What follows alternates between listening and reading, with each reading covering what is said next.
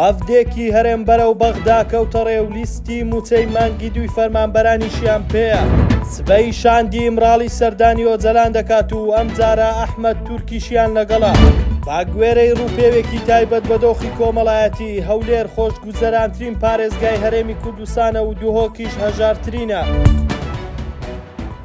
باگوێرەی ئەو زانیاریانەی سەرچاوەیەک لە وەزارەتی دارایی ئاشکرای کردووە وەفدێکی دارایی هەرێم بەڕێ کەوتون بۆ بەغدا و لیستی موچەی مانگیش و باتیشیان لەگەڵ خۆیان بردووە.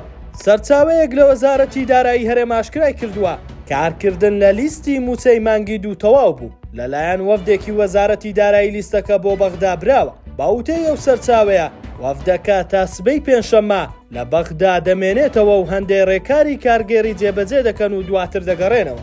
باگوێرەی زانیاریەکان لیستەکە لە بەغداش هەندێک ڕێکاری پێویستە دوای تەوابوونی ڕێکارەکان ڕاستەوخۆ موچەی ئەم مانگە بۆ هەرێم دەنێردرێت و دەست بە دابەشکردنی دەکرێت. وەزارەتی دادی تورکیا ڕەزامەندی لەسەر داواکاریەکەی دەم پارتی دەربڕی تاوەکو بۆ جاری سێم شاندی مراڵی سەردانی ئۆجەلان بکات.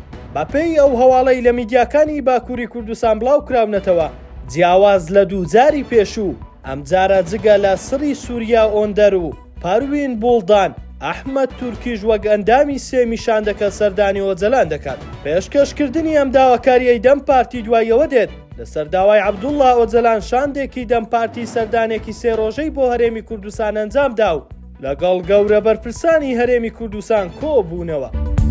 باگوێرەی ڕووپێوێکی تایبەت بە دۆخی کۆمەڵایەتی 17.5% هاوڵاتیانی عێراق و هەرێمی کوردستان لەژێر هێڵی هەژاریەوەن. بەو پێیە بەنزیکەی لە هەر 5 کەسێک یەکێکیان لەژێر هێڵی هەژاریەوەن. ئەو ئەنجامانە ئەمڕۆ چوارشەممە 26 شوباتی 2025 لەلایەن وەزارەتی پلاندانانی عێراقەوە بڵاو کرایەوە. پێوەری هێڵی هەژاری لەو سەرژمێریە لەسەر بنەمای داهاتی مانگانەی هەر کەسێک دانراوە کە لە 137,000 دینار کەمتر بێت بۆ خێزانێکی 6 کەسیش مانگانە 820,000 دینار داهاتیان هەبێت. هاوکات لە پارێزگاکانی هەرێمی کوردستانیش ڕێژەی هەژاری لە پارێزگاکانی سلێمانی و هەڵەبجا 8% کە دووەم کەمترین ڕێژەی هەژاریە لەسەر ئاستی عێراق و هەرێمی کوردستان. هەروەها 15% دانیشتوانی پارێزگای دوهۆک بە گوێرەی ئەو ئامارە لەژێر هێڵی هەژاریەوە.